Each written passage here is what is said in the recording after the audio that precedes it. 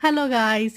So, మా ఊర్లో అయితే మా బావి దగ్గర మామిడి చెట్లకి మామిడికాయలు కాసినాయి గదా!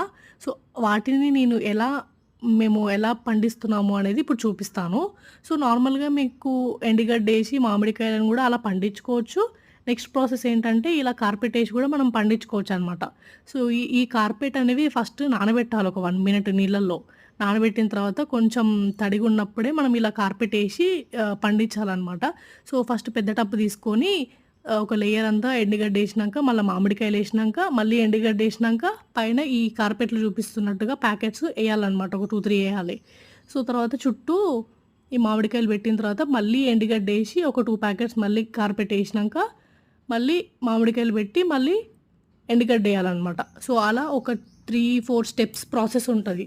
సో, అలా చేసిన తర్వాత 4 డేస్ తర్వాత మీకు ఇప్పుడు చూపిస్తున్నట్టుగా ఇట్లా మంచిగా మామిడికాయలొస్తాయన్నమాట. మా అత్తమ్మ, మా మామయ్య చూపిస్తున్నారు చూడండి.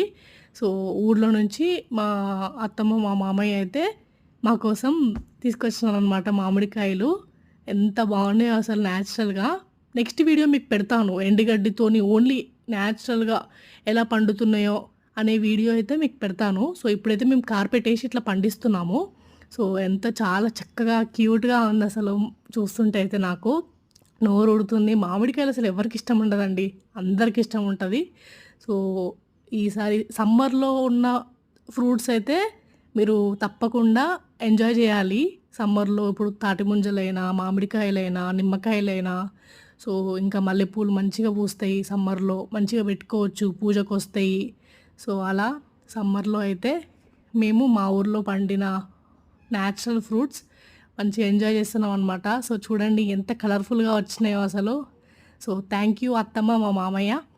Thank you so much for bringing us this beautiful fruits and flowers.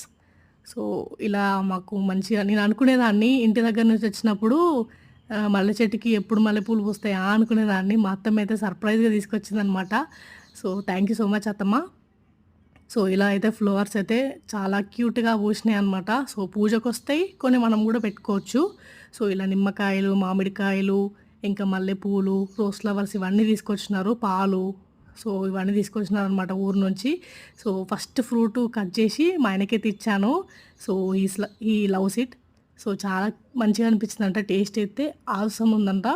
So, అలా తిన్న తర్వాత లాస్ట్‌కి మా అత్తమ్మ మంచిగా మాల కట్టించిందనమాట. సో, క్యూట్ అత్తమ్మ గదా! So, thank you so much అత్తమ్మ.